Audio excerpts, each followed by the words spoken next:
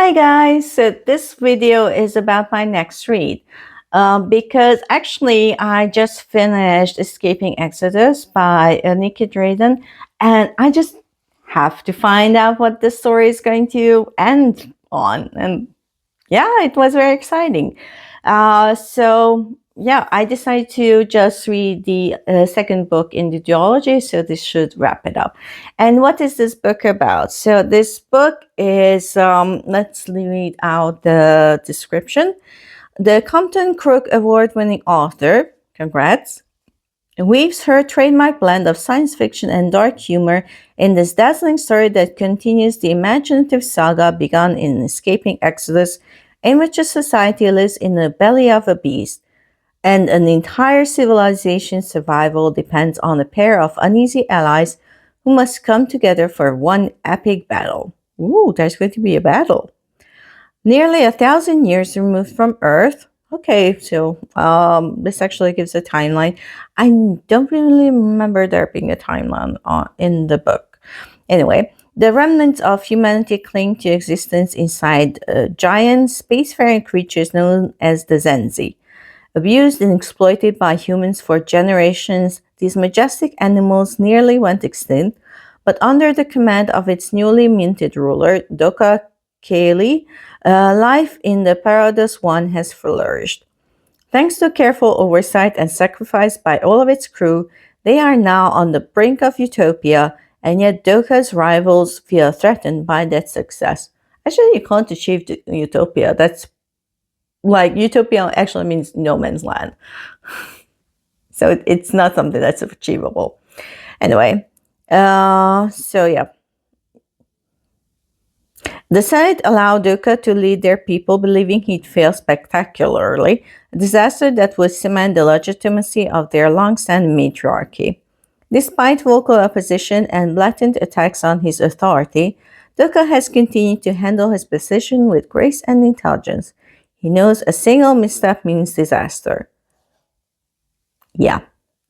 When a cataclysmic event on another Zenzee world forces Doka and his people to accept thousands of refugees, a cultural clash erupts, revealing secrets from the past that could endanger their future. For Doka, the stakes are bigger and more personal than ever before, and could cost him his reign and his heart. He has fallen for the one woman he is forbidden to, his wife Seska. Doka and Seska must work closely together to sway the other Zenzee worlds to stop their cycles of destruction. But when they stumble upon the discovery that can transform their world, they know they must prepare to fight a battle where there can be no winners, only survivors. Okay, sounds interesting. So, yeah, I just want to go on with the story, and I'll let you guys know how I liked it in the review. So stay tuned for that, and follow me for that. I don't know why I'm doing that, but follow me for my next video. Thanks for watching. Bye.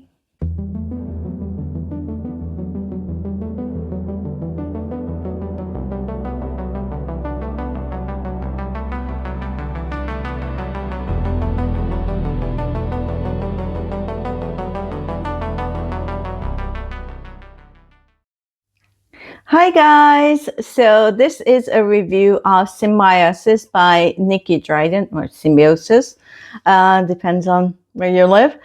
So I read this as a continuation of a book that I read for the PopSugar Challenge, Escaping Exodus, which was the first part in this duology, and this is the concluding book. So this review, I just can't do it spoiler-free. This is going to spoiler for the first book and the second book. So if you intend to read this theology, then stop right now, check out my other reviews, and come back after you've read them. Because yeah, I just can't do this without spoilers. And so bye guys, and see you once you've read the book. Now, if you don't want to read it, or if you already read it and are is curious about my review, then hello, welcome. Let's talk about this book. So I gave it 4 stars. It was a bit of a letdown, and I have to talk about the book to let you know why I felt like it was a letdown. So I did enjoy it. It's still very fast paced and everything, but it felt a very different book from the first one. There is a 3-year gap between the two, but yeah, let's get into the details. So this is also dual point of view, but Adala's point of view is gone, and we get Doka's point of view. So this actually means Adala is actually no longer kind of working class. She's married to the matriarch.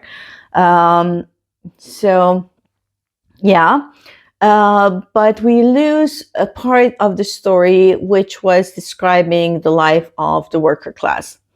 So this starts 3 years after the previous book, and which actually makes sense because it was written 3 years. It came out 3 years later. Anyway, so 3 years have passed, and they sort of like the workers have more rights. There are more regulations and things like that. But we don't know how much things have improved in the workers' life because we don't see the workers. It's just kind of like, trust me, bro, it's better. Sexism doesn't feel better though. Doka is the main character, and he's still like fighting for his life, trying to be a leader, and not really being very successful, because he's a man. You know, the deers, they just can't be good leaders. And also their family is almost complete. The 2 triads are complete, and Seska and Dodala are a couple still, and they're kind of being pressured to get a third. So it's interesting because Doka's storyline is mainly about trying to work out these big problems, and Seska's storyline is more about familiar problems, though they do intersect. Not a lot more than in the previous book. Seska's and Adala's storyline intersected and interacted. So an interesting element that also comes into this book is a refugee element. So like we read in the synopsis, and you know the book, Zenzee from that houses another group of people is dying and then dies. And those refugees come on board our Zenzee. And this provides an interesting aspect that we see refugees, and they do have the normal refugee problems. There's a language barrier, and of course they have to learn the dominant language. Not a lot of people learn their language. They're forced into a refugee camp with limited resources and pretty overcrowded. And but they're like happy to be alive in a way. Also, they're mostly actually scientists. We find out later on that these people had really advanced technology, but as their Zenzee was failing, they had to give up a lot of technological advances that they had. So they're mostly scientists. They're very smart, and they can't work. And they can't give their expertise, their knowledge to this new place where they're living. And for example, there's a character who was an astrophysicist, which is like mind-boggling. You're smart. And he becomes a baker. I can bake, so it's not that big of a deal. I'm like, okay, baking is kind of a science, but it's not. I can do it. I'm terrible at physics, so yeah. So yeah, that is another aspect, and it's often a refugee experience, that stuff that you did, like if you were this highly skilled person in your home country, and then you had to flee from there, then you have to get like a much lower tier kind of job. and you when the place where you're now living could actually benefit from your knowledge. So yeah, that's a problem. And also their society is very different from them. Their society is kind of like ours, so they don't have this very complex like family structure and stuff like that. I mean, I swear I couldn't even understand the family structure to the end of the book. I mean, I did get the trio thing, but there's like heart mother and the will mother, and who's what and why. I think that's never actually thoroughly explained. You're sort of like just sort of intuited from context. Um, and also they have multiple children, so there's no this whole thing, oh my god, you have a sister kind of thing. And also when Doka realizes that their population is about 50-50, so about 50% women, 50% men, which is like normal in human populations, then he realizes that there are a lot less men being born in their society. Which actually also intersects with Seska's storyline, who is currently helping because one of the women in their family is pregnant, and Seska's helping her, and they go through to this ritual kind of thing with bones, and then they're told that they have to abort the baby because the baby is like not received well by the ancestors. Like, you're in space. Why are you believing in ancestors? I'm sorry, but that sounds just so silly. And anyway, so, and bones. Why are you believing in bones? Why don't you have an ultrasound? But, well, actually, we kind of find out why they don't have an ultrasound, because we actually find out later on that the bones actually meant that the babies are boys, and they just they basically wanted to abort the boy, and that's how they keep the boy numbers low. Actually, this kind of brings into question this whole thing, because if you think about it, this is actually a custom that apparently every expecting mother should be doing. So are they just like reading the bones different because in some cases to like still have some boys? I don't know.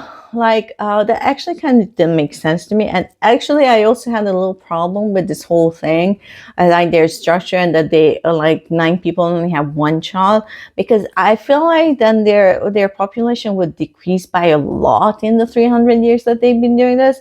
So there are some logical inconsistencies with the story. Also, an interesting thing was that we see, oh my god, this is going to be long, but anyway. Another thing that is interesting about this story is that we see other populations. There are not a lot of it, but a little bit. We get a glimpse, and it would have been interesting because this is 2026, and I don't think she wants to revisit this world. But it would have been interesting to see more people from other Zenzees. Actually, the ending, I felt like I wasn't very fond of the ending. I got it, but it kind of felt like a cop-out. So there's this whole thing, that they feel like there's going to be... so the Zenzees are going towards something, and then they realize that they're going to meet other herds of Zenzees. So through this whole thing, they thought that this herd was it. But then they find out that there are potentially a lot more Zenzees. So they think that they could colonize more Zenzees or everything. And they actually made a treaty with the other ships that they're not going to like colonize any more Zenzees. But then everyone sort of wants to get more Zenzees, and then a fight breaks out, and then a war breaks out. And in the meantime, the Sense sort of does this coup where Doka and Seski's whole family is like broken apart, and they almost execute Doka and Seski, but they kind of escape. And so things really ramp up, and then they have this idea to talk to Sisterkin, so Seski's sister, who was actually banished. and she's sort of like stuck into this world where she's kind of part absorbed by the Zenzee. That was kind of weird. But then they meet her, and she like tells them of this thing which they do. Then all the other Zenzees will think that their Zenzee is dying, and they're like, stop everything.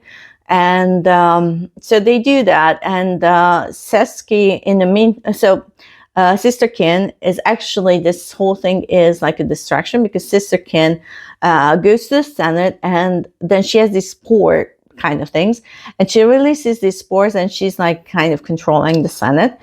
And but then she actually tells so Doka is there, and she tells Doka that the spores are okay because he has like a mask on, and she tells him that it's okay because their Zenzee doesn't want to like fully control them. They just want to like deepen their connection through these spores. And Doka in the end goes like, okay, and he takes the mask off and he breathes in the spores, and then they are sort of have this deeper connection with their Zenzee. They can feel much better. And Doka in the end says that the war didn't stop, and the refugees weren't like assimilated into our society, and we didn't have peace and prosperity and everything because of the spores. We did it all by ourselves. And I'm like, no. I'm just going to X out on that. No, I think he's an unreliable narrator in the end, and the sport are actually placating people, and are actually kind of controlling people, and are actually making them peace. And can we get these pores on Earth? Because seriously, there's a war next door, there's a war down south, there's a war everywhere, and can we get these spores? Okay. So anyway, I won the spores, and it was kind of a cop-out solution to everything, but it was kind of an interesting solution. So I'm kind of ambivalent about this, and I also won the spores. So anyway, 20 books so far, and this was my first book for April. So that's my 21st book for the year. And you can read my full review on all the usual sites. And thank you for watching and sticking with me for 14 minutes. If you did, you're a hero. Thanks. Love you. Bye, guys.